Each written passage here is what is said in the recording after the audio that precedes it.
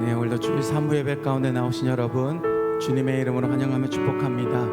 오늘도 우리가 하나님의 이름을 찬양하며 나아가실 때 우리가 하나님 우리에게 허락하신 은혜를 기억하시면서 그 은혜 안에 만족하면서 또 은혜 주신 그 하나님을 우리 함께 찬양하며 우리 나아가도록 하겠습니다.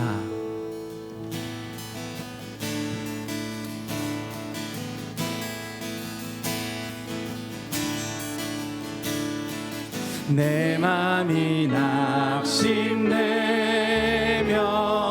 근심에 눌릴 때 주께서 내게 오사 위로해 주시네.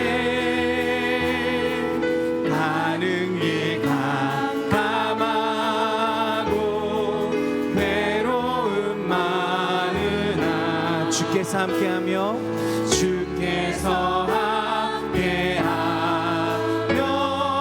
내 짐을 지시네.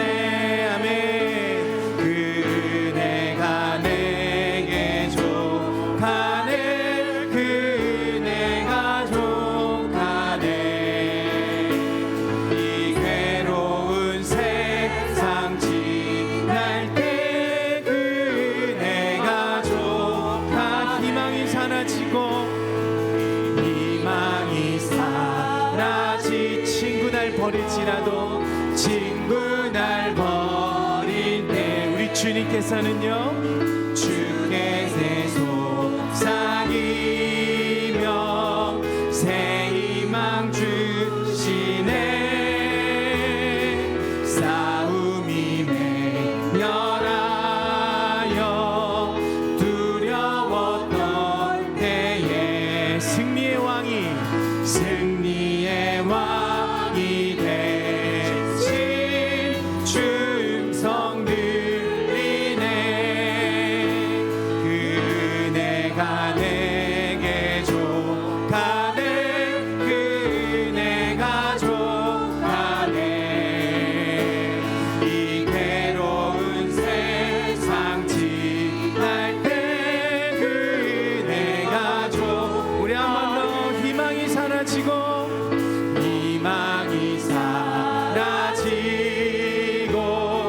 친구 날 버릴 때 주 내게 속삭이며 주 내게 속삭이 우리에게 새 희망 주십니다.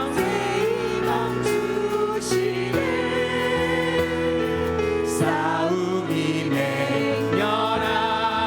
맹렬하여 두려웠던 때에 승리의 왕이 대신 주 음성 들리네. 아멘. 그네가 내게 족하네. 그네가 족하네.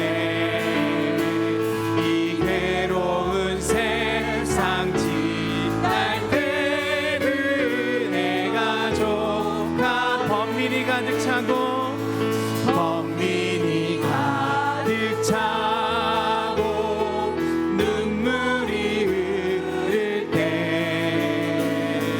주 나의 곁에 오사 위로해 주시네.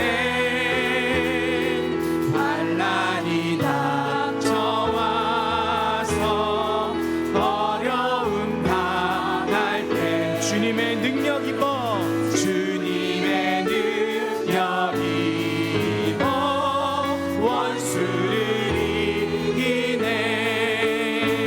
그네가 내게 족하네. 그네가 족하네. 이 괴로운 세상 지날 때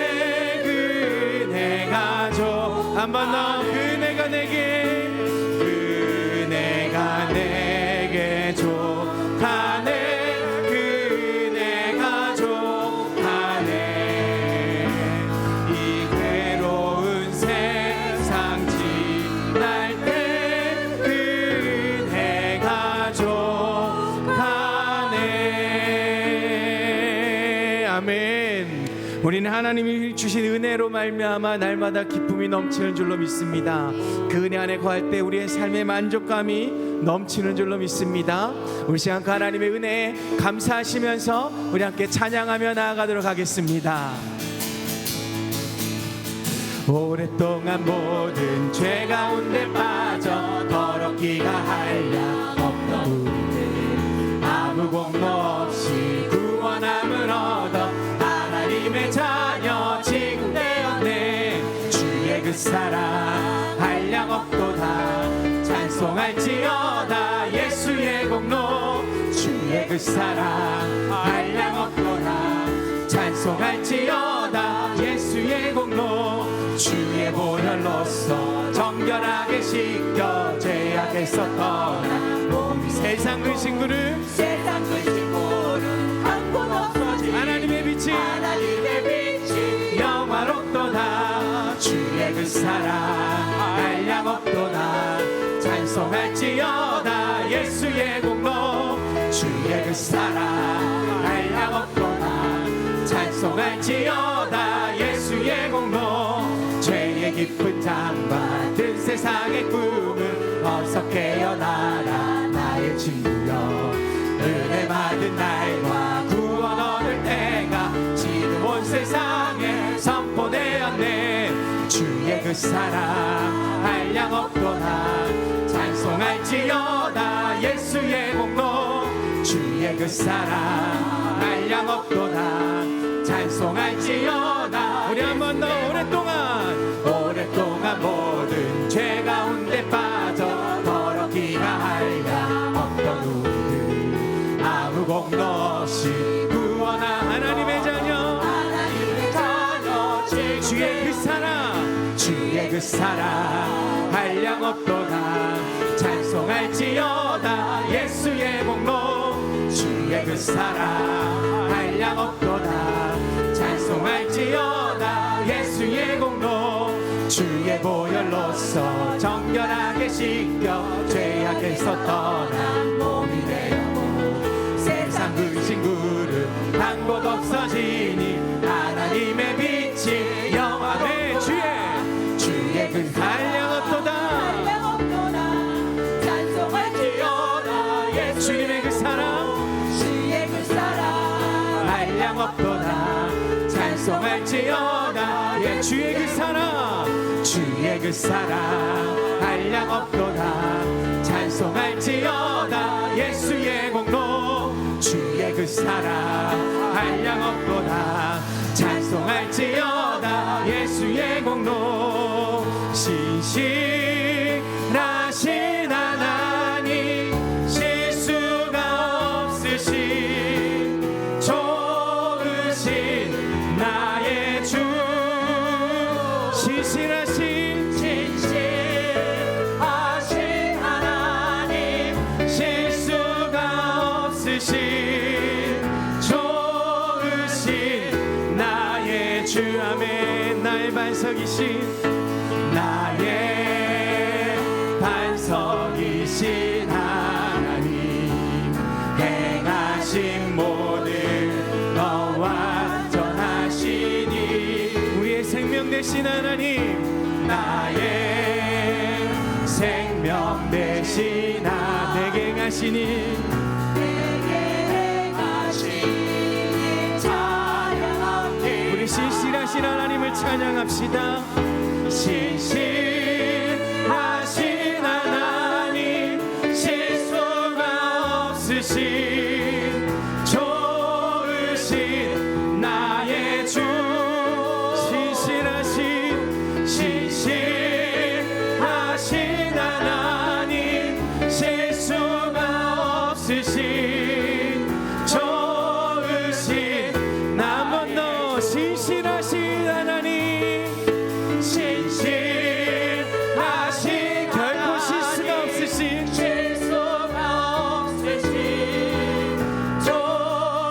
좋으신 나의 주. 신실하신 하나님 실수가 없으신 좋으신 나의 주.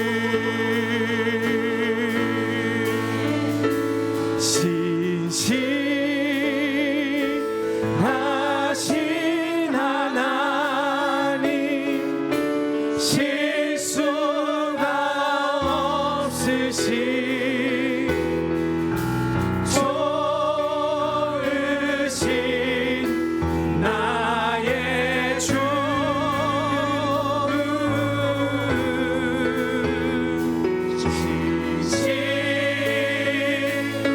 지시하신 하나님 실수가 없으신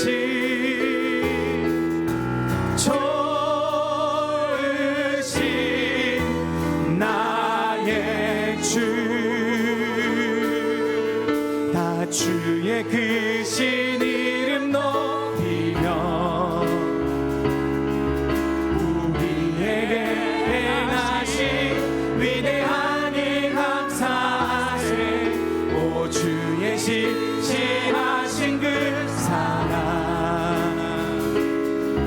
온 땅과 하늘 위에 계셔 홀로 영원하신 이름 다 주의 크신 이름 높이며 다 주의 크신 이름 높이며 오늘 이 시간 우리에게 행하신 위대한 일 감사하세 오 주의 신실하신 그 사랑 온 땅과 하늘 위에 계셔 홀로 영원하신 우리 한번 더 다 주의 크신 이름 높이며 다 주의 크신 이름 높이며 우리에게 행하신 위대한 일 감사하세 오 주의 신실하신 그 사랑 온 땅과 하늘 위에 계셔 홀로 영원하신 이름 다 주의 크신 이름 높이며 우리에게 행하신 위대한 일 감사하세 오 주의 신실하신 그 사랑 온 땅과 하늘 위에 계셔 홀로 영원하신 이름 아멘. 주님 영광받게 합당하신 주님이십니다. 우리의 찬양받게 합당하신 주님이십니다. 이 시간 그 하나님을 찬양합니다. 그 하나님을 예배합니다. 하나님 우리의 마음이 온전히 하나님만을 높이게 하여 주시옵소서. 신실하신 하나님 변치 않으신 그 하나님만을 바라보며 오직 예수를 부르며 살아갈 수 있는 예수님 한 분만으로 만족하는 삶을 우리가 살아가게 하여 주시옵소서. 오늘 예배를 통해서 오늘도 선교사님이 들려주시는 그 말씀을 통해서 우리가 더욱더 주님을 붙들고 이 땅 가운데 사명을 확인하며 사명의 길로 걸어가는 나의 삶이 되게 하여 주시옵소서. 우리 시간 이러한 마음을 가지고 함께 우리 기도하며 나아가도록 하겠습니다. 오 주님 이 시간 주님을 찬양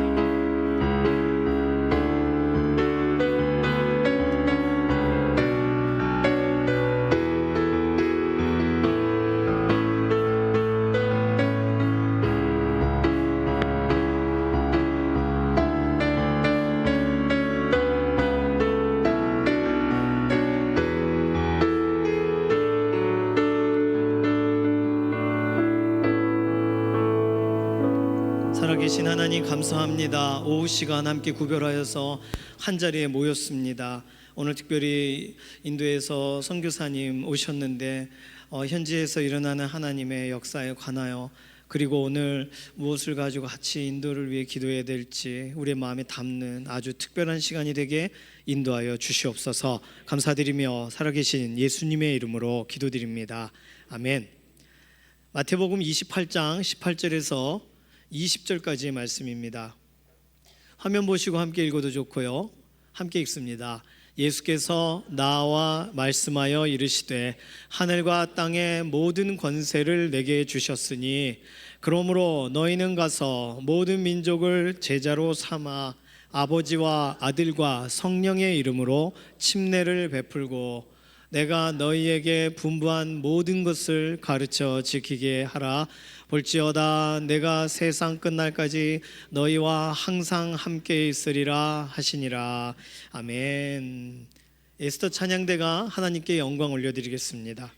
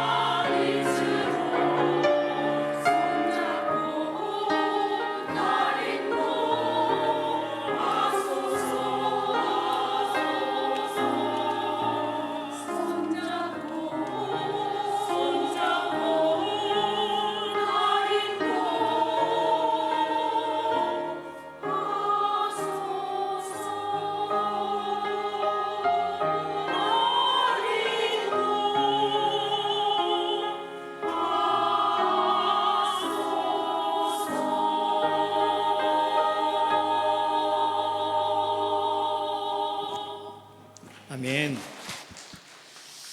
감사합니다. 오늘 곽이범 선교사님 오랜만에 오셨는데요. 저는 곽이범 선교사님 소개하기 전에 사모님부터 소개하고 싶습니다. 선교사님이시죠? 오덕순 선교사님 앞으로 좀 나오시겠어요? 우리 교회 동광교회 출신이세요. 눈도장 확실히 찍어야 될 것 같습니다. 앞으로 나오셔서 여기요 오셔서 마이크 잡고 인사 한 말씀 잠깐 해주시면 원래 하시는 거예요. 그냥 뵙기가 어려운 분이라 저도 처음 뵀어요. 어메나. 예. 반갑습니다.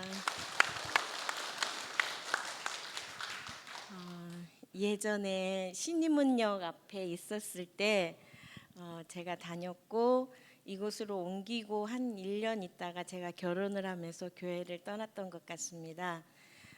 지금은 인도 델리 근처에 있는 구르가온이라는 지역에서 인도에 있는 신학생들을 섬기면서 지내고 있습니다.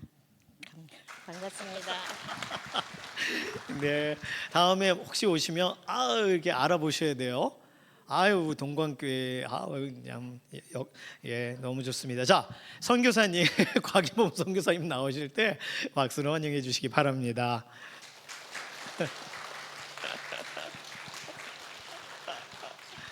마이크를 가까이 대셔야 돼요.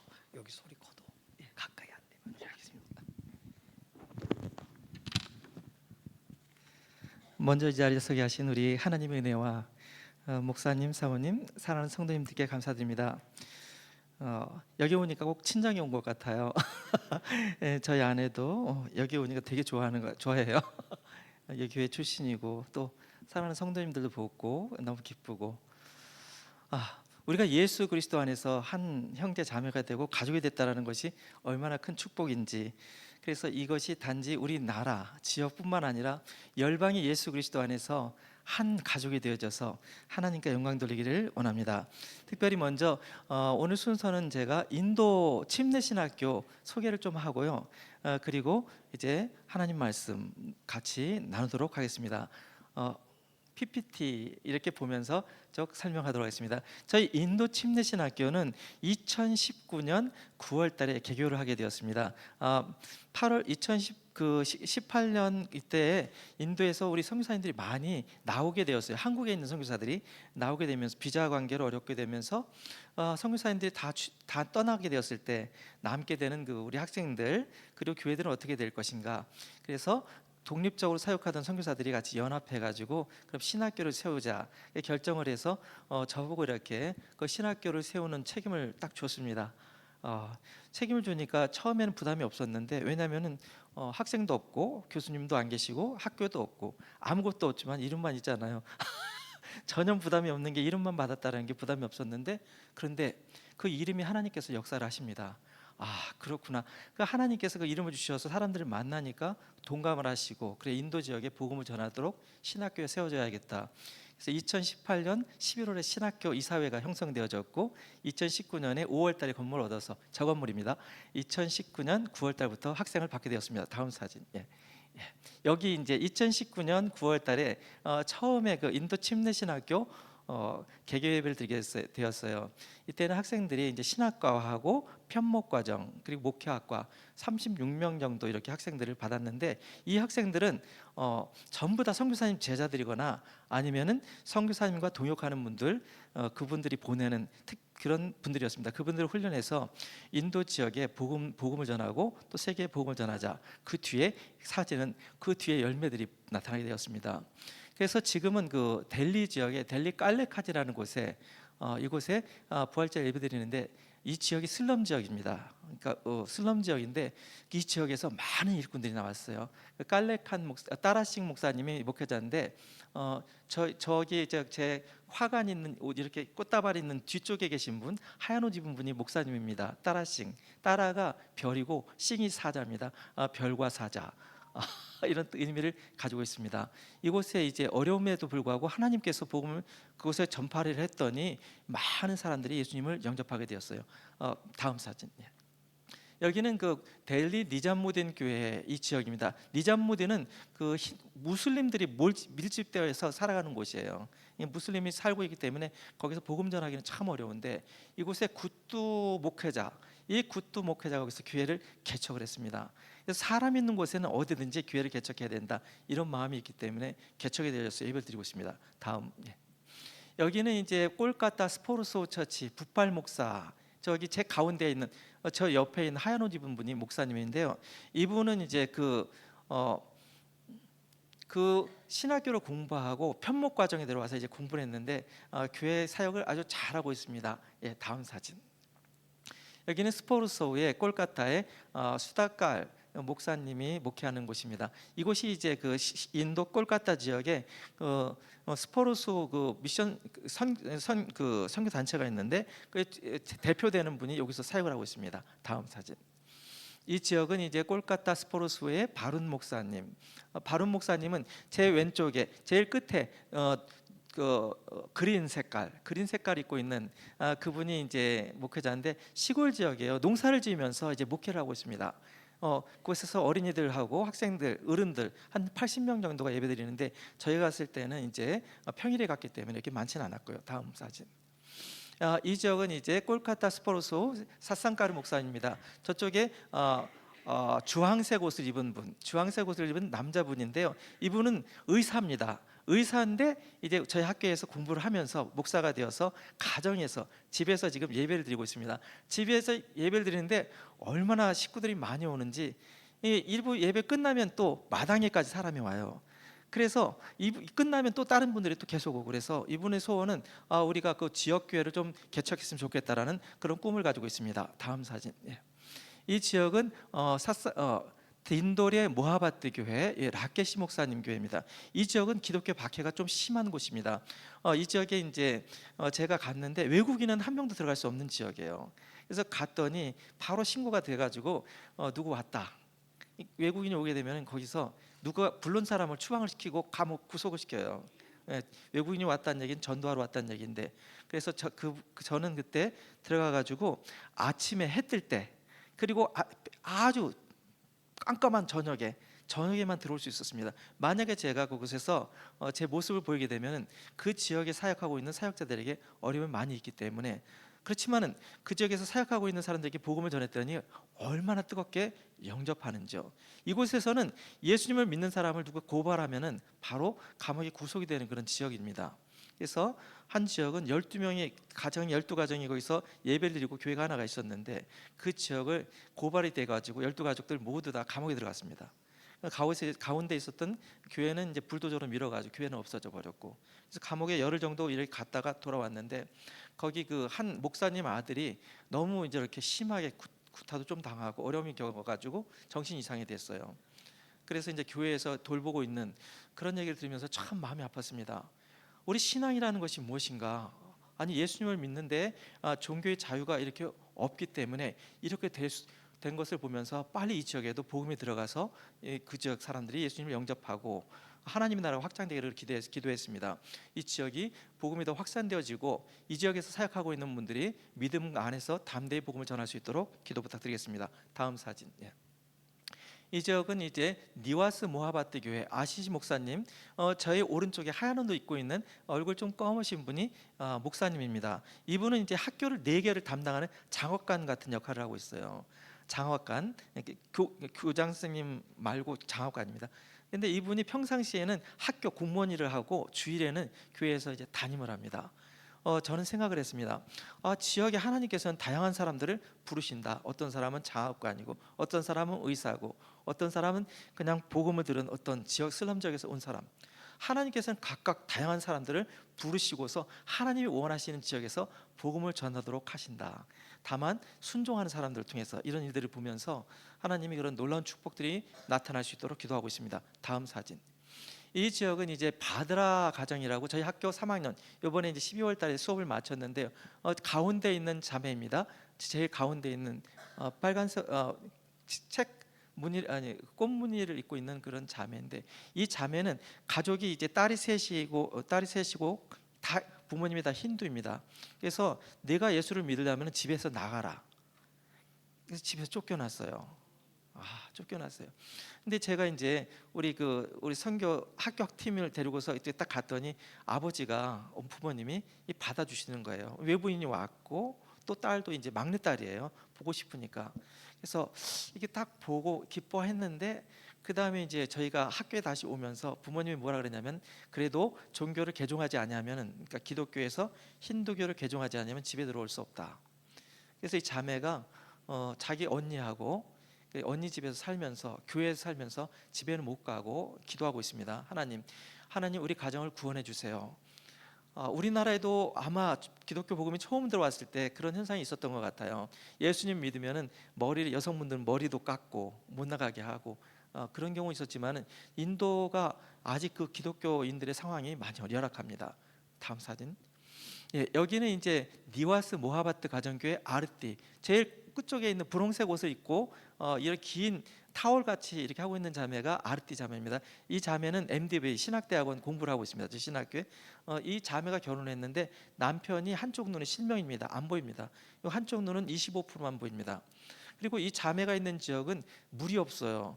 거기 강도 없고 하천도 없고 이런 지역에서 저기 이렇게 집을 짓고 거기서 가정교회를 하고 있습니다.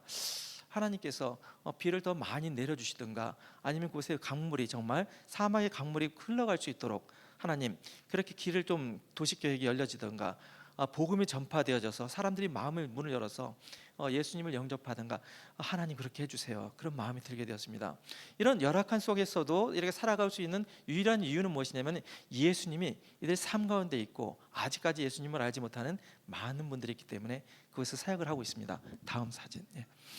이 사진은 딘도리 모하바트 교회의 바잔싱 목회자입니다. 제 가운데 뒤쪽에 가운데 있는 키 큰 분이 바잔싱이에요. 이분은 종교경찰 힌두교 종교경찰 훈련을 받았습니다. 기독교인을 핍박하던 사울 같은 사람이었죠. 근데 이분이 예수님을 영접하고 신학을 공부하고 목사님이 되었습니다. 할렐루야. 하나님 앞에서는 능치 못할 것이 하나도 없습니다. 하나님은 다 가능하십니다.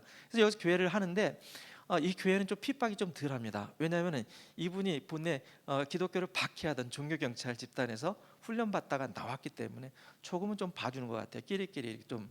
그렇지만 그럼에도 불구하고 기독교에 대해서는 많이 그런 것들이 있습니다. 잘 목회를 할 수 있도록 기도 부탁드리겠습니다. 다음 사진. 이 자매는 다음에는 딘도리 모하바트 가정교회 람밀란 가정입니다. 저희 뒤쪽에서 두 번째 저희는 이제 여기서는 왼쪽이 되겠죠. 여러분 왼쪽에 두 번째 이 형제는 지금 저희 신학교 MDV 신학대학원 공부를 하고 있습니다. 신학과를 졸업하고 있는데요.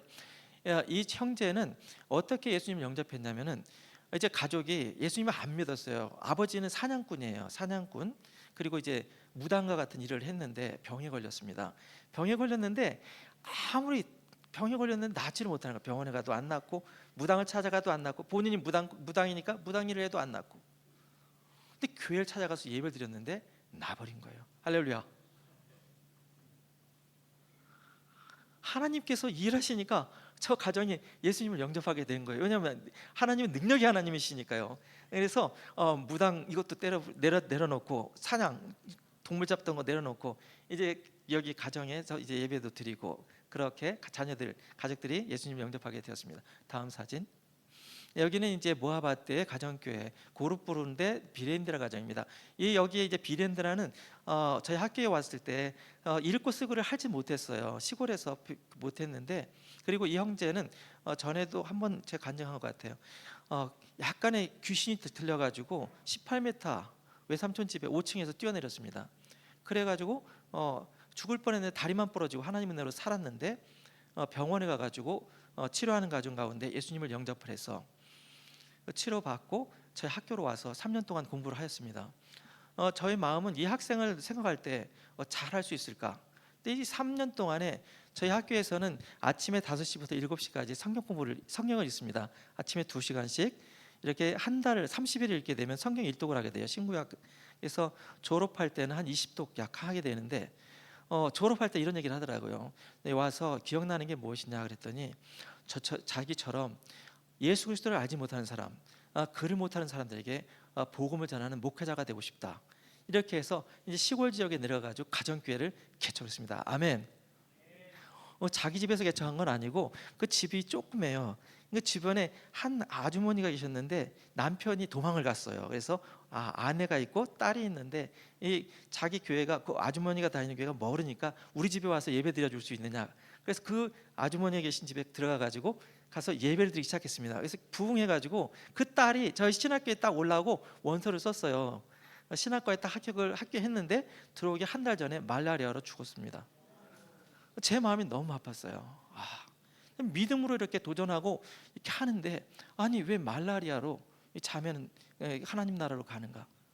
하나님의 가장 큰 뜻이 있겠죠. 그래서 많이 걱정하고 기도를 했는데 그럼에도 불구하고 믿음으로 승리해서 그 가정에서 계속 예배를 드리고 있습니다. 할렐루야. 다음 사진. 여기는 이제 딘도리 모하바트 교회 푸시바 가정 모임입니다. 여기 이제 저 하나 둘 셋 네 번째 반바지 입고 계신 남자분, 이분이 이제 목사님이세요. 블라블랄 야다브라고. 이 교회 바로 뒤가 정글입니다. 정글 뒤에 호랑이가 나온대요.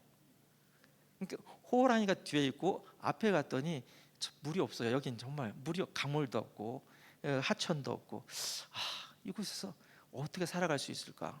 뒤에는 호랑이요, 앞에는 물도 없고. 그래서 펌프를 놓고 저렇게 키면서 이렇게 살아가더라고요. 성도님들이 있었는데 요즘엔 기독교 박해가 좀 많아가지고 많이 교회를 떠나가고 성도님 딱 2가정만 남아 있었습니다. 저 거기서 예배를 드리는데 너무 마음이 아팠어요. 아니, 이렇게 어려운 상황 속에서도 목회를 하고 그리고 복음을 전할 수 있는 이유가 무엇인지 하나밖에 없었습니다. 예수님이 그들과 함께 계시기 때문에. 예수님이 계시기 때문에 상황과 조건과는 상관없이 나는 예수님께서 말씀하신 그 길을 따라간다. 예수님처럼. 그래서 격려하고 이렇게 돌아오게 됐습니다. 이런 상황이 어려운 가운데 있지만 좀 빨간 옷 입은 자매가 푸시파라 그래서 이 목사님의 딸이 지금 저희 신학교 2학년에 공부하고 1학년 마치고 2학년에 공부하고 있습니다. 하나님께서는 어떤 상황과 조건 속에서도 그것 불구하고 하나님께서는 하나님이 원하시는 사람들을 부르십니다. 부르셔서 일꾼 삼아주시기 위해서 하시는데 그 일에 우리 강북조항교회에서 기도와 또 물질로서 또 도와주셨고, 그를 통해 가지고 이렇게 많은 교회들, 지금 보게 되는 교회들이 개척되어지고 지금 사역하고 있습니다. 이분들도 동일하게 생각합니다. 어떤 마음을 갖냐면 하나님이 함께 하시기 때문에 우리가 어떤 상황 속에서도 내가 말씀 가운데 살아가겠다, 이런 결단하고 나아가고 있습니다. 다음 사진. 여기는 이제 델리 깔레칸 모하바트 교회에서 라디카 바드라 지역 주민 전도 후 이렇게 써 있죠. 인도 사람들이 가장 전도하기 힘든 사람은 이웃이 아닙니다. 제일 전도하기 힘든 어느 사람은 가족입니다. 왜냐하면 가족에게 복음을 전하다가 만약 가족이 거절하면 제가 조금 전에 말씀드린 것처럼 가족이 쫓아버립니다. 너는 개종하기 전까지는 집으로 돌아오지 마라.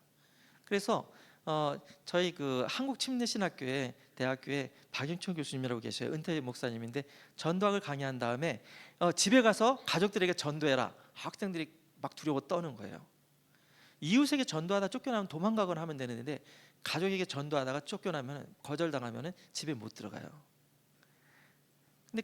근데 이게 숙제예요. 이거 학점이거든요. 그래서 차 타고 이제 딱 가가지고 복음을 전했는데 라디카 자매 가족은 예수님을 좀 믿기 때문에 문제가 없는데 여기 뒤에 있는 가운데 있는 그 바드라 자매, 이 뒤에 또 하나 나옵니다. 다음 사진 부탁드리겠어요.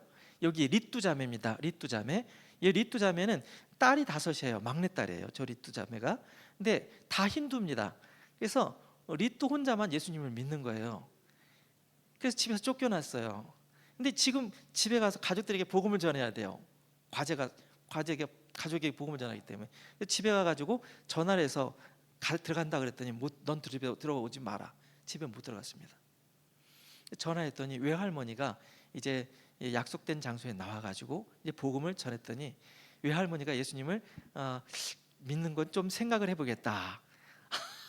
바로 얘기를 안 하셔요. 왜냐하면 인도 사회가 공동체 사회이기 때문에 어떤 한 개인이 내가 예수님 오늘 믿겠습니다 결단하는 게 아니라 우리 가족 전부가 다 예수님을 믿든지 안 믿든지 이렇게 결정을 하거든요. 공동체 사회에서는. 그래서 이 외할머니도 한번 좀 생각해 보겠다, 상의해 보겠다 생각을 했어요. 그렇지만은 이 거절을 안 했더니 우리 리투 자매가 이 스마일 하잖아. 너무 좋잖아요. 우리가 때를 얻든지 못 얻든지 이 복음을 전하는 그런 모습들을 보면서 제가 제 마음에도 그런 도전이 있게 되었습니다. 우리 한국 특별히 여기 보니까 한국에서도 요즘에 전도하는 분들이 참 많지는 않은 것 같아요. 근데 인도에서도 저렇게 어렵고 전도하다가 이런 경우가 있었어요. 어떤 예수님을 믿는 사람이 이제 안 믿는 사람 힌두한테 이렇게 얘기를 했어요. 담배를 피우면은 몸에 해롭습니다.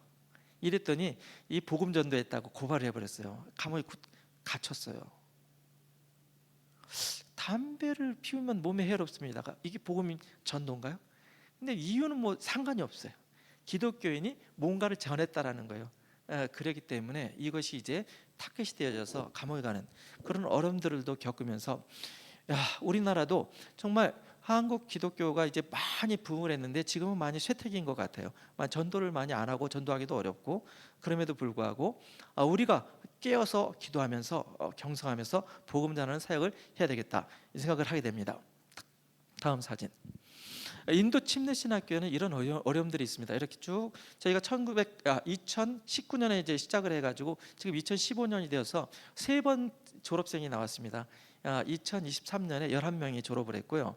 그다음 2024년에 8명 졸업했고, 그다음 2025년 작년이네 24년에 3명 졸업했고, 그래서 22년 11명, 23년 8명, 24년 3명.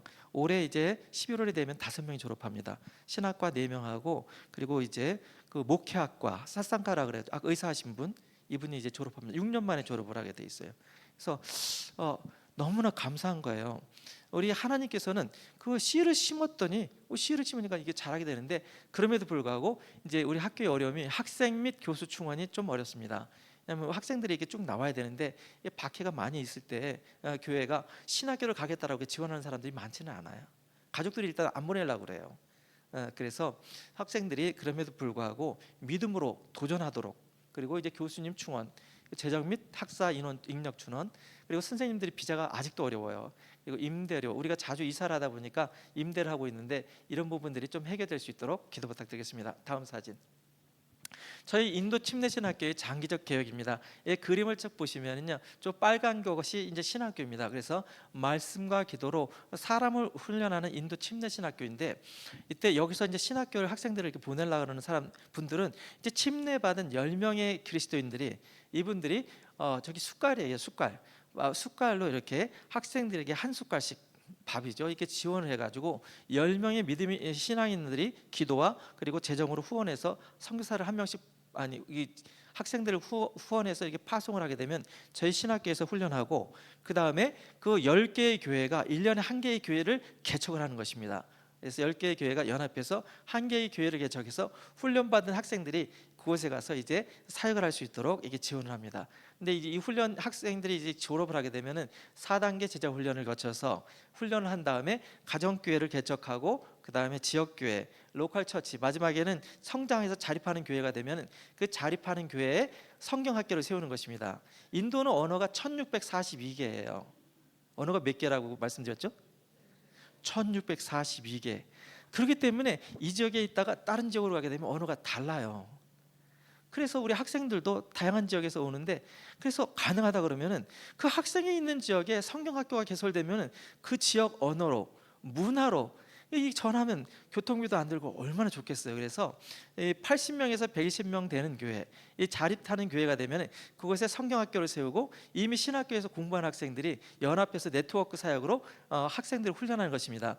그래서 학부 신학과는 거기서 훈련을 하도록 하고, 저희 신학교는 장기적으로는 이제 MDV 신학대학원, 목회대학원에서 학생들 훈련해가지고 계속적으로 도울 수 있도록 하고, 이 신학교 지역교회가 교회 성경학교가 성장하면은 자립하는, 이렇게 해가지고 인도 복음이 아메바 같이 이렇게 확산되어져 갈 수 있도록, 퍼져갈 수 있도록 이렇게 하는 것입니다. 이 학생들에게 물어봤어요. 이 사역이 그러면 언제부터 이루어질 수 있을 것인가 했더니 10년 정도 걸릴 것 같다. 지금 요번에 이제 MDV 졸업하는 학생이 내년부터 나옵니다. 그러면 이런 일들이 자꾸 이루어질 수 있거든요. 그래서 신학교가, 인도 침례 신학교가 인도 델리 옆에 구르가온에 있는데 하나만 있는 것이 아니라, 이제는 그 신학교 학생들이 훈련받아서 각 지역에 독립된 교회들이 되어지면은 성경학교가 개척되면서 그 지역 언어, 그 지역 문화로 우리 인도 현지인들에 의해서, 현지 분들에 의해 가지고 복음이 확산되어지는 그런 일들이 나타나게 될 것입니다. 그 일들을 위해서 지금까지도 계속 기도해 주시고 도와주셨지만 앞으로도 잘 진행될 수 있도록 기도 부탁드리겠습니다. 다음 사진. 이제 우리 학생들의 이제 삶에 대해서 좀 말씀드리도록 하겠습니다. 우리 신학교는 가장 중요한 것이 삶과 신앙이 별개가 아니다, 같이 이렇게 갈 수 있도록 가르칩니다. 그래서 학생들이 저기 지금 물통 청소하고 있는 거예요. 물통 꼭대기에 올라가 가지고 물통도 청소하고. 다음 사진. 여기가 이제 노이다라는 지역. 처음에는 구르가온에서 시작을 했는데 저희가 어려움이 있어가지고 노이다로 이주를 하게 되었습니다. 다음 사진. 여기 아침 5시부터 7시까지 새벽입니다. 제일 먼저 하는 것이 성경 읽기 2시간씩 읽는데, 성경은 38장에서 40장 하루에 읽습니다. 페이지 수로는 58페이지에서 60페이지. 30일을 딱 읽으면 신구약 성경 딱 일독을 하게 됩니다. 그래서 아침 5시부터 7시까지 성경을 읽고, 그리고 수업이 있는 다음에 저녁 6시부터 7시까지 경건의 시간을 갖습니다. 매주 경건의 시간은 삶 나누기를 하고, 오전에는 이 성경 읽기를 하고, 중간에는 이제 신학을 공부합니다. 그리고 학생들은 전부 다 무엇을 하냐면 스스로 이렇게 하는 훈련을 하도록 하겠습니다. 다음 사진. 이 학생들이 주로 시골 지역에서 많이 와 있기 때문에 이 학생들이 이제 컴퓨터를 많이 교육을 합니다.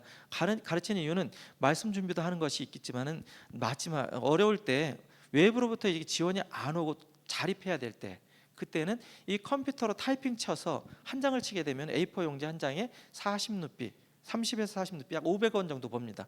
그래서 10장 정도만 치면은 자립을 할 수가 있습니다. 학생들에게 컴퓨터 타이핑을 가르쳐서 학교 주변에 있는 지역에 개척교회를 세운다 그러면 학생들이 이게 자립할 수 있는 거예요. 그래서 우리 신학교에서는 학생들에게 컴퓨터 교육에 집중 많이 하고 있습니다. 다음 사진. 우리 선생님들이 직접 와가지고 이렇게 강의하면, 저분이 이제 김기태 목사님 잘 아시는 분인데, 우리 계시는 그 선교사님들도 강의를 하시고 한국에 계시는 목사님들도 오셔서 강의를 하십니다. 다음 사진. 학생들이 스스로 밥을 해가지고 이렇게 나눠 먹습니다. 이렇게 학생들이 항상 많이 있는 건 아니고요. 저희 신학교에 있는 같이 상주하는 학생들, 신학과 학생들만 모입니다. 현재 올해는 이제 6명이 같이 상주하고, 이제 신학과, 목회학과, 목회대학원, 이 학생들이 한 학기당 2주나 3주 수업을 받게 됩니다. 그때 이렇게 와가지고 이렇게 공부하는, 그리고 식사를 하는 모습입니다. 다음 사진. 예, 그리고 이제 선교행을 가가지고 학생들이 경배와 찬양으로 각 교회에 가가지고 복음 전도를 합니다. 다음. 예, 그리고 방학이 되면은 각 지역에 가서 이제 성경 학교를 인도하거나 합니다. 이 자매가 라디카라는 자매인데요. 이 라디카 자매가 이제 올해 졸업을 합니다. 11월달에 졸업하는데, 이 자매의 꿈은 선교사로서 이제 복음을 받았으니까 자기도 남에게 가가지고 복음을 전하겠다 꿈이 있어요. 본인 꿈은 아프리카에 가서 선교하겠다, 이런 마음이 있습니다. 우리 선교사님은 인도 주변에서 했으면 좋겠다 그런 꿈이 있는데, 아무튼간에 그 선교, 우리가 이제 씨를 심어가지고 제자 훈련해서 제자가 나왔는데, 이 제자가 또 다른 제자를 양산하기 위해서, 복음을 전하기 위해서 이제 선교사로서 나가고자 하는 결단을 하고 있습니다. 다음.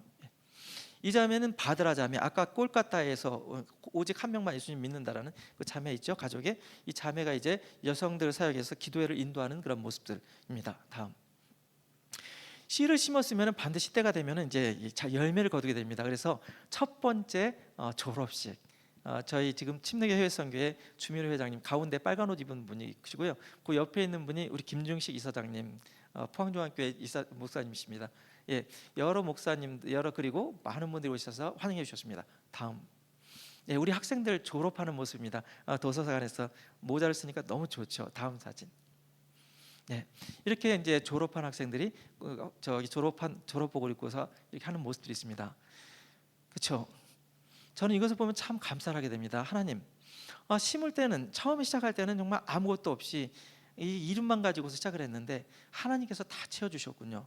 그래서 깨닫는 것은, 우리가 믿음으로 한 걸음을 내딛게 될 때, 하나님 말씀하실 때 발걸음을 내딛게 될 때, 그리고 씨를 심을 때 그 씨는, 그리고 그 발걸음은 반드시 하나님이 원하시는 그런 놀라운 기적들을 일으키시는데, 이것을 우리가 한 것이 아니라 하나님이 하셨다는 것입니다. 오늘 이 하나님이 하신 것에 대해서 오늘 성경 말씀을 통해서 또 같이 나누도록 하겠습니다. 오늘 마태복음 28장 18절에서 20절, 오늘 하나님의 말씀 보시겠습니다. 오늘 주제는 하나님의 선교, 우리의 사명, 이 제목입니다. 자, 하나님께서는 이 마태복음 28장 28절에서 20절 이 말씀을 주실 때는, 예수님께서 주셨을 때는 바로 부활하셨을 때, 부활하시고 예수님께서 이제 지상에서 하나님 보좌 우편으로 가시기 전에 제자들에게 하신 그 그레이트 커미션, 지상 대명령입니다. 이 말씀은 그 시대 특정한 제자들에게만 주어진 것이 아니라 오늘날 예수 그리스도를 주와 그리스도를 고백하는 모든 사람에게 주신 하나님의 분명한 부르심입니다. 이 말씀은 선교의 본질과 그리고 우리의 사명을 세 가지 중요한 진리로 이렇게 나타내고 있습니다. 말씀은 굉장히 많이 들으셨겠지만 그래도 중요하기 때문에 다시 한번 말씀드립니다. 첫 번째, 선교의 권위는 온 세상의 주관자이신 예수님이십니다. 그러니까 선교를 우리가 계획하고 뭐 이렇게 진행한다 이렇게 생각을 하는 것은 하지만은 그렇지만은 그것이 아니라는 것입니다. 우리가 먼저 18절을 한번 읽어보겠습니다. 같이 읽겠습니다. 시작. 예수께서 나와 말씀하여 이르시되 하늘과 땅의 모든 권세를 내게 주셨으니 아멘. 예, 이 말씀은 선교의 가장 강력한 근거이자 출발점입니다. 예수님은 십자가의 죽음과 부활을 통해서 그 죄와 사망의 권세를 깨뜨리시고 하늘과 땅의 권세를 가진 그 소유하신 분이 되셨습니다.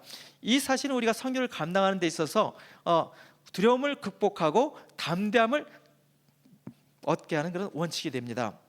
우리가 선교 현장에 나가거나 아니면 삶의 자리에서 복음을 전할 때 언어와 문화의 어려움, 또 복음의 적대적인 그런 사람들도 있고요. 그리고 심지어는 인도와 같이 종교적 박해도 있고 이런 어려움들에 부딪힐 수 있습니다.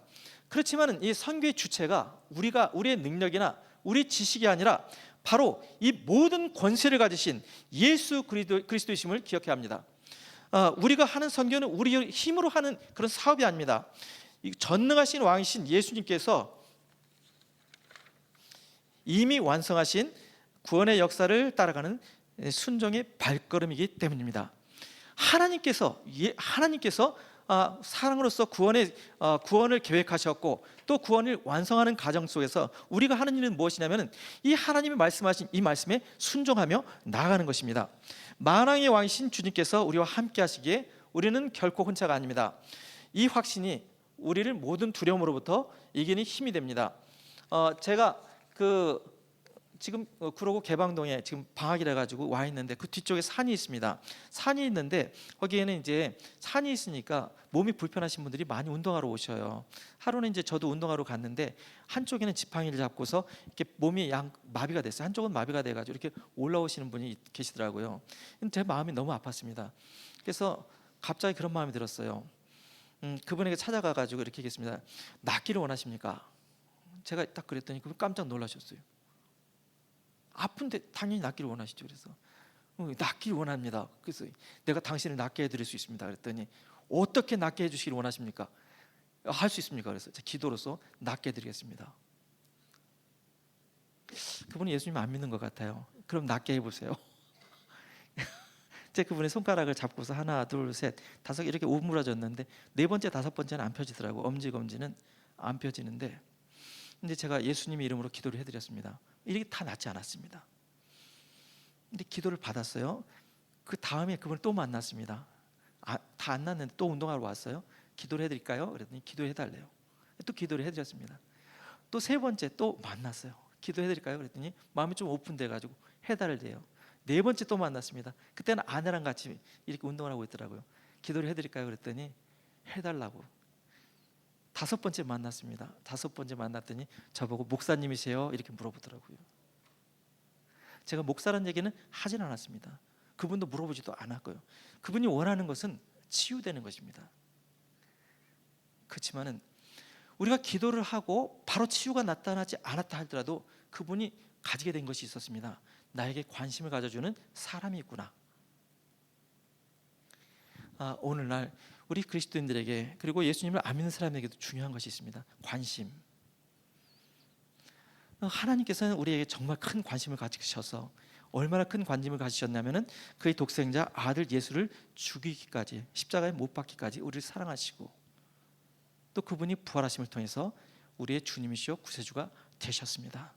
그리고 그분이 오늘 명령하시는 것입니다. 두 번째, 주님의 선교의 명령과 하나님의 주도적인 역사에 동참하는 우리입니다. 19절과 20절 하반부를 보도록 하겠습니다. 같이 읽겠습니다. 시작. 그러므로 너희는 가서 모든 민족을 제자로 삼아 아버지와 아들과 성령의 이름으로 침례를 베풀고 내가 너에게 분부한 모든 것을 가르쳐 지키게 할지어다. 아멘. 거기까지만 조금 이따가 말씀드리겠습니다. 18절에 주님께서 하늘과 땅의 모든 권세를 가지신 분이셨습니다. 이 권세를 주님께서 가지고 계셨기 때문에 그러므로 우리는 가서 모든 민족을 제자로 삼아야 합니다. 여기서 중요한 것은 이 명령이 우리가 먼저 계획하고 시작하는 것이 아니라는 것입니다. 성경은 이미 창세전부터 하나님이 계획하셨습니다. 하나님이 온 세상을 사랑하시고 구원하시기로 작정하신 이 하나님의 주도적인 역사입니다. 우리는 그 거룩한 계획에 초청받아 동참하는 영광스러운 자리에 서 있는 것입니다. 이 선교를 한다는 것은 이 하나님께서 다 하시는데 하나님이 하시는 그 놀라운 역사 속에 우리가 참여하는 것입니다. 하나님께서 우리를 초청하셨고 그리고 같이 참여하도록 말씀하셨기 때문에 하는 것입니다. 이 명령은 단순한 전도를 넘어섭니다. 예수님께서는 내가 너에게 분부한 모든 것을 가르쳐 지키게 하라고 말씀하셨습니다. 한 영혼이 이것은 단순히 복음을 선포하는 것을 넘어서 한 영혼이 예수의 제자로 온전히 성장하도록 돕는 양육의 과정을 포함합니다. 복음은 한 번의 만남으로 끝나는 것이 아니라 삶의 변화와 성숙을 위해 열매 맺는 것입니다. 오늘날 우리는 이 사명을 감당할 두 가지 중요한 현장 앞에 서 있습니다. 첫 번째, 우리 안에 족속이 있습니다. 한국인 아닌 모든 족속 있습니다. 복음을 모르는 수많은 이웃들이 있습니다. 이주 노동자, 유학생, 다문화 가정 등 복음이 주는 영원한 소망이 절실히 필요한 사람들입니다. 이들에게 복음을 전하는 것을 넘어 그들이 예수님의 제자로 성장하도록 기도하며 돕는 것이 우리의 사명입니다. 제가 광천에 가본 적이 있습니다. 광천에 가서 어떤 집사님이 이렇게 농사를 지으시는데 거기 베트남 사람들, 네팔 사람들, 러시아 사람들도 와가지고 일한대요. 소를 키우는 분들은 거기 이주 농민들, 외국인들이죠. 그분들은 휴식할 시간이 없어요. 소는 주일날에도 밥을 먹어야 되거든요. 그러다 보니까 쉬는 날이 없어가지고 이주민들이 있는데 교회 올 시간이 없는 거예요. 일하다 보니까 계속 일만 하다 보니까 그래서 전 마음이 참 아팠습니다. 그분도 하나님께서 창조하신 하나님의 백성 사람인데 이분들도 예수님 믿고 구원을 받아야 되는데 우리가 그분들을 찾아가지 않으면 그분들은 올 수가 없는데 교회 올 시간이 없는데 이런 분들을 만났을 때 그들에게 복음을 전할 필요가 있겠다 이런 생각을 합니다. 세계의 모든 족속, 우리는 또한 종교적 박해와 핍박 속에서도 믿음을 지키고 복음을 전하는 인도 북부와 같은 미전도 종족들을 위해 기도하고 나아가야 합니다. 예수님은 언어와 문화와 인종의 경계를 초월하여 모든 족속을 제자로 삼고 가르치라고 명령하셨습니다. 선교는 혼자 하는 것이 아닙니다. 선교는 함께 협력할 때 비로소 완성되는 아름다운 합작품입니다. 청년들은 젊음의 열정과 창의성, 전문성을 통해 선교 현장의 새로운 필요에 응답할 수 있습니다. 그리고 장년들은 오랜 삶의 지혜, 영적 깊이를 통해서 젊은 선교사들, 젊은이들을 멘토링하고 또 전문인 선교사로서 현지 사회에 긍정적인 영향을 끼칠 수가 있습니다. 오늘날 선교는 온 지역으로 이렇게 얘기를 하고 있습니다. 모든 곳이 선교지요. 모든 사람이 선교사다. 왜 그러냐면은 한국에도 외국 분들이 약 거의 300만 명, 5% 이상 우리 한국 인구의 5% 이상이 외국인들이셔요. 그렇기 때문에 한국도 단일 민족이 아니라 다민족 국가로 바뀌었습니다. 그렇기 때문에 우리 주변에 있는 사람에게도 나아가서 우리가 시장에서도 만날 때 그리고 어디 학교에서 만날 때 그리고 노동자로서 이렇게 이 사람들을 만날 때 그분들에게도 복음을 전해야 합니다.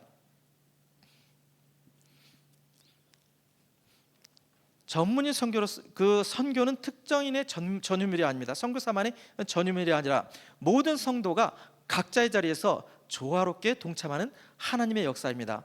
하나님께서는 각자에게 주신 달란트대로 하나님께서 주신 그 자리에서 복음을 전하는 선교사로서의 삶을 살아가야 합니다. 세 번째, 선교의 능력은 세상 끝날까지 함께 하시는 하나님의 실제입니다.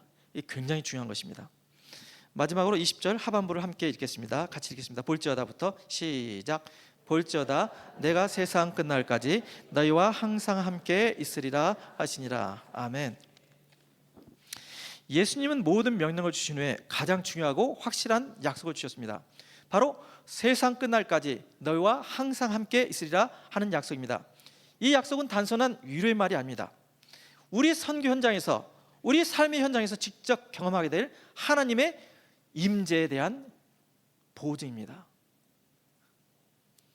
우리가 선교 현장에서 하나님의 임재를 느끼고 기도에 응답하시며 불가능해 보이는 일들을 하나님의 능력으로 이루시는 것들을 보게 될 것입니다. 아멘.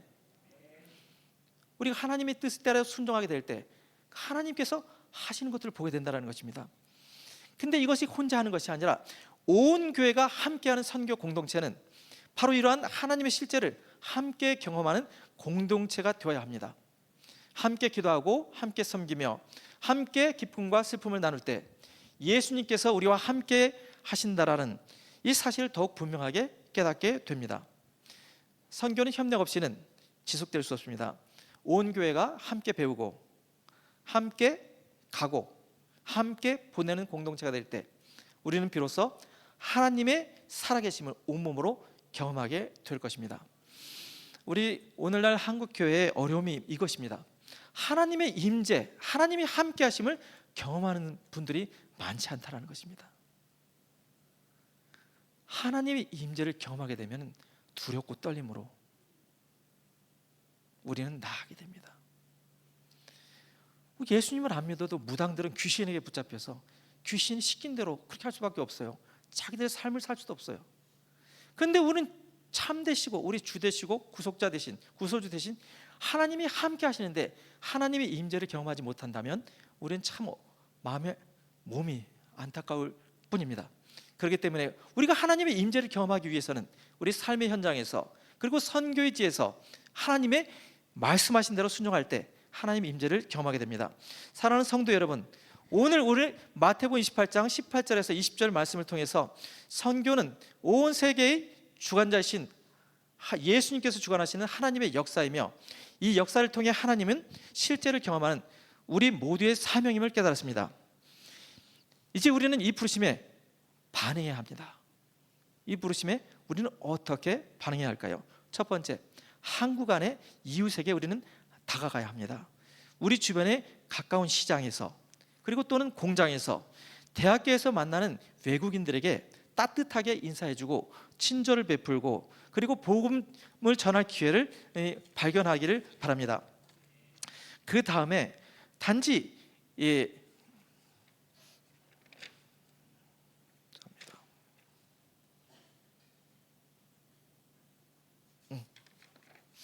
전하는 것으로 멈추지 않고 그들을 예수님의 제자로 가르쳐 지키게 하려는 마음을 품어야 합니다. 마지막 절 한번 보도록 하겠습니다. 내가 세상 끝날까지부터 읽겠습니다. 볼지어다부터 시작.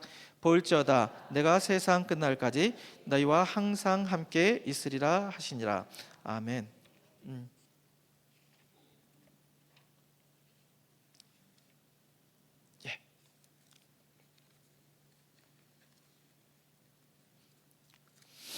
아까 제가 말씀드린 것처럼 우리가 나아가야 할 현장이 두 군데입니다. 첫 번째는 우리 주변에 있는 우리에게 다가온 이웃들, 바로 외국에서 오신 노동자들, 근로자들입니다.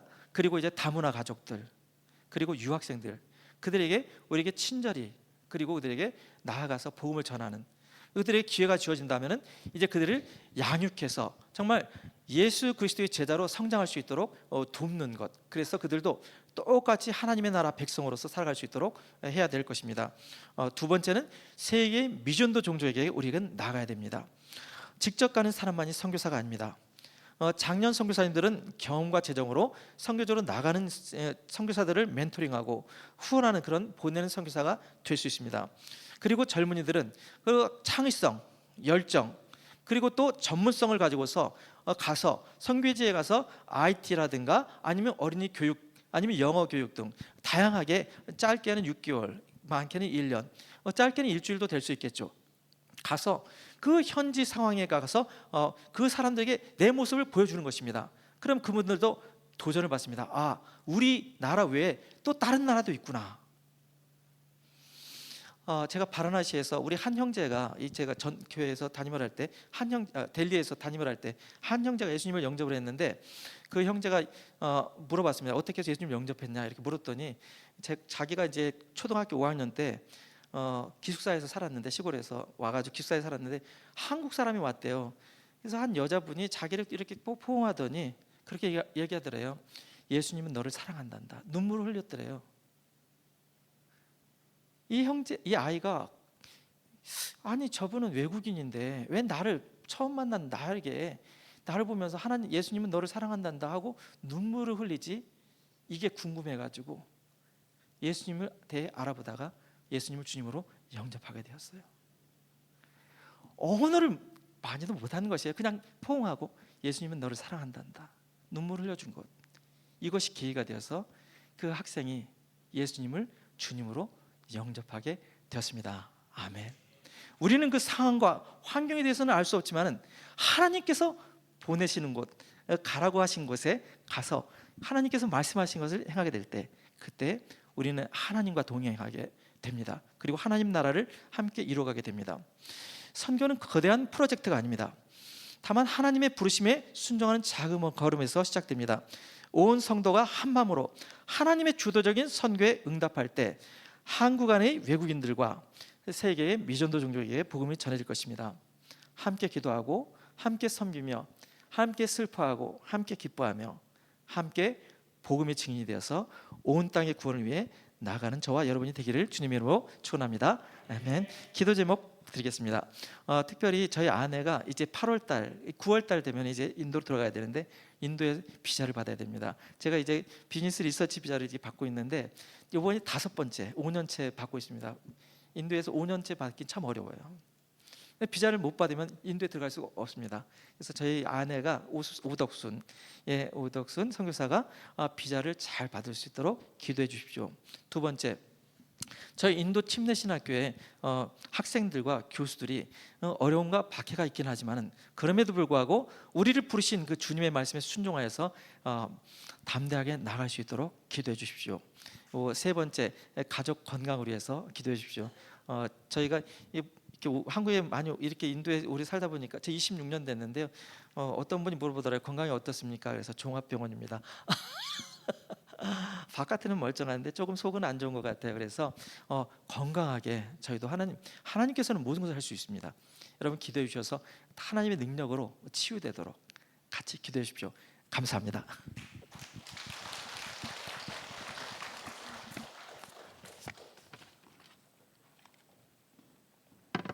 주신 기도 제목 가지고 기도하겠습니다. 반주 좀 부탁드릴게요. 네, 세 가지 말씀하셨죠. 오덕순 선교사님 비자 받으시도록. 오늘 그 인도에서 박해가 진행되는 얘기를 제가 부탁드렸는데 시간이 없어서 말씀 안 하셨어요. 제가 착각하고 있더라고요. 인도는 2023년까지 힌두교를 종교로, 그 이외에는 종교로 인정하지 않아서 다 이렇게 추방하고 그러는 계획을 진행하는 중에 있었다고 합니다. 그런데 그 부분이 조금 딜레이가 돼서 어쨌든 간에 뭐 전도한다 뭐 한다 그러면 신고하고 막 박해하고 막 쫓아내고 그 일들이 인도에서 진행이 되고 있대요. 비자 문제가 그래서 되게 중요한 부분이죠. 오덕순 선교사님 비자가 잘 진행이 될 수 있도록. 그리고 두 번째 기도 제목은 침례 신학교 학생들 박해 중에도 믿음으로 이기도록. 신학교 안에서 이렇게 공부하고 그럴 때 사람들이 물어보면 선교사님께 방금 아까 들은 얘기는 다른 기술을 배우러 왔다 이렇게 말하고 그 학교를 다니신대요. 그리고는 이후에 이제 실제 사역으로 들어가신다고 합니다. 사람들은 기술 배우러 왔구나 이렇게 생각한대요. 그러니까 어떻게 보면 되게 숨겨져 있는 상태로 인도 신학교가 진행이 되고 있는 중에 있죠. 건강 위해서 세 가지 기도 제목 되셨죠? 이 시간 같이 잠시 통성으로 기도하겠습니다. 살아계신 하나님 감사합니다. 하나님의 특별하신 은혜를 인도 지역에 부으시고 특별히 곽이범 선교사님, 오덕순 선교사님 사역의 현장에 하나님 은혜를 더하셔서 먼저는 강건하게 하시고 두 분 인도에서 하나님의 부르심에 순종하여 지금까지 오셨는데 때마다 하나님의 완전한 공급을 그리고 하나님의 놀라우신 은혜를 하나님의 친밀한 방법대로 인도하심을 경험을 많이 하셨을 것인데 하나님 건강이 날씨와 환경과 기후와 여건 가운데 많이 또 쇠약하십니다. 강건하게 하시옵소서. 하나님의 특별하신 은혜를 더하시옵소서. 특별히 우리 선교사님 비자를 하나님께서 잘 해결되게 하셔서 그곳에서 하나님 기뻐하시며 하나님 원하시는 사역을 온전히 감당할 수 있도록 그 길을 열어 주시기를 원합니다. 오랫동안 인도 사역을 감당하고 계시지만 이렇게 비자 문제 가운데 하나님 간절함으로 하나님께 다시금 나아갑니다. 하나님 부르신 곳에서 하나님 기쁘시게 하기 원하여 나아가는 걸음걸음을 열으시옵소서. 막힘이 없게 하시옵소서. 거침이 없게 하시옵소서. 하나님의 놀라우신 은혜를 경험하게 하시옵소서. 하나님 인도 침례신학대학 학생 한 사람 한 사람 박해 중에도 믿음으로 또 그곳에서 말씀을 읽고 기도하고 말씀의 사역자로 준비되어 가는 과정 중에 있사오니 하나님 함께 세워져 있는 모든 학생들 한 사람 한 사람을 지키시고 하나님 이들의 길을 여시며 인도 아직도 수많은 사람들이 예수 그리스도 앞으로 돌아와야 되는데 그 모든 말씀을 증거하는 귀한 소식 전달자들이 되기를 원하고 예수 그리스도의 마음을 전하는 하나님의 사랑을 기뻐함으로 전하는 믿음의 동역자들이 되게 하여 주셔서 매일매일의 하루의 삶에 보호하시고 하나님 이들을 실제적으로 지키시고 하나님 은혜를 더하시옵소서. 살아계신 하나님 감사합니다. 오늘 곽이범 선교사님 또 오덕순 선교사님 통해서 인도에서 지금까지 또 지내오신 이야기들 잠시 들었습니다. 그리고 우리가 눈에 담은 인도 신학교 또 개척하신 또 사역하신 사역자분들 교회들의 모습을 우리가 마음에 담고 지역지역 잠깐씩 소개해 주셨는데 그곳에 하나님께서 길을 열어 가시며 세우신 사역자들을 복되게 하실 것을 우리가 믿고 의탁합니다. 먼저는 오덕순 선교사님 비자 문제가 온전히 해결되게 하여 주시옵소서. 인도 침례신학교 박해에도 믿음으로 이기고 뿌리를 깊이 내려 하나님을 위하여 준비됨이 있는 복된 믿음의 학생들이 되게 하시옵소서. 인도 오랜 기간 사시면서 여러 가지 기후와 환경 가운데 건강이 많이 쇠약하신데 이곳 한국에 계시는 동안 여러 가지 면에서 회복이 있게 하시고 다시금 인도 사역과 연관되어 하나님이 기쁘시게 사용하시는 믿음의 도구로 쓰임받게 하시옵소서. 여러 가지 우리가 아르지 못한 것까지도 실제적으로 채워가시고 이끌어가실 하나님께 감사드리며 살아계신 예수님의 이름으로 기도드립니다. 아멘. 주님께서 가르쳐 주신 기도하고 오늘 3부 예배 마치겠습니다. 하늘에 계신 우리 아버지여 이름이 거룩히 여김을 받으시오며 나라의 임하옵시며 뜻이 하늘에서 이루어진 것 같이 땅에서도 이루어지이다. 오늘날 우리에게 일용할 양식을 주옵시고 우리가 우리에게 죄 지은 자를 사하여 준 것 같이 우리 죄를 사하여 주옵시고 우리를 시험에 들게 하지 마옵시며 다만 악에서 구하옵소서. 나라와 권세와 영광이 아버지께 영원히 있사옵나이다. 아멘.